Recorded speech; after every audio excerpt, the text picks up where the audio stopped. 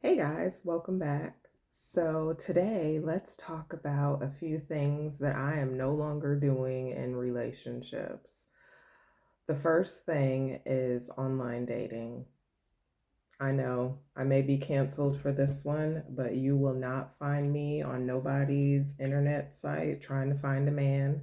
I'm sorry, not doing it, not swiping left, not swiping right. Um, I just feel like in my experience through dating, right? Like, number one, not only do I feel like it affects your self esteem to some degree, but number two, there's a lot of weeding out like the riffraff in order to get to like one good person. And to me, that sounds very exhausting. Like, it just does. And I'm in my 40s and I like meeting people organically. I do. And whether it's friends or intimate relationships, I'm just like, okay, somebody has to be the bigger person. Somebody has to approach the other, right? And I know that there comes a level of rejection, but that's a part of life. And I feel like the more you practice, the more you develop tough skin, right? Because even in careers, we don't always get the job. Sometimes we're rejected, right? Like, rejection comes in all various different types of situations. And I think it's just a crucial part of life. And we have to get over that because just because somebody rejects you, that's ultimately redirection, right? Like, God has something better in store for you. And it has nothing to do with your self worth. So we need to get over that hurdle. I enjoy meeting people organically, so I will not be entertaining online dating. I'm sorry. The second thing is dating out of pity. I've done that in the past where I've, felt sorry for someone because you know, every time I was standing firm in this relationship is not in alignment, the person would come up with like some sob story as to why like we should stay together. And I would entertain it. And in entertaining that type of relationship, not only did it bring me down because it came with a level of toxicity, but it also reinforced the fact that I didn't trust myself because I was not honoring where I was in my journey and I was not honoring what it was that I wanted. So I am no longer doing that. The third thing is people pleasing. We're not doing that. People pleasing is extremely exhausting. Um, you're no longer staying true to yourself when you're constantly in that energy. And that energy comes with a level of desperation. There's no need to people please, right? Like, we are living our lives for ourselves. We can make decisions for ourselves and we can think for ourselves. And the fourth thing is no longer seeking validation in relationships. I don't need anyone to co-sign my decisions. I don't need anyone to tell me that I am making the right decisions or tell me what decisions I need to make. I validate myself. I don't need to seek anybody's attention because I feel like when you're constantly in that energy as well, it's somewhat desperate, but then also it's like you're constantly in this cycle of needing others to validate everything that you're doing.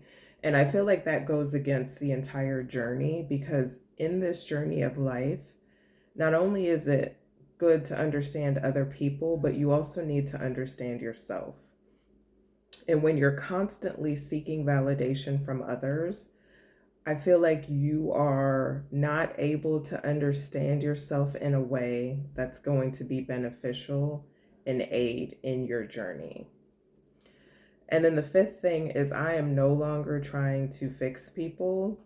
I feel like in my journey of life, I have found myself in a lot of relationships where I said, okay, things will get better over time, or this person, will do all of the things to heal, or if I help this person, things will get better.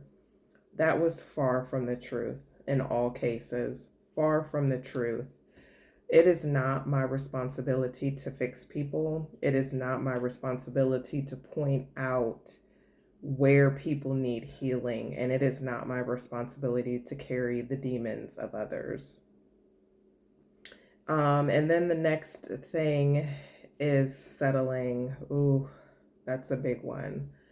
I am no longer settling in life. I feel like there is so many people on this earth. So many people are looking for companionship. So many people are looking for friendships. So many people are looking for relationships. And some people are even looking for solitude, to just get to know themselves better, or maybe the journey has called for that, which is fine. And it's always going to be about honoring where you are in your journey. But I'm no longer settling because of the belief of I need someone to fill a void, or I need someone in order to be happy, or I need someone in order to go along my journey, or I need someone to validate me. Like, I am no longer coming from that type of energy and thinking that I need to settle in order to keep up with what everyone else is doing, or just to be in a relationship.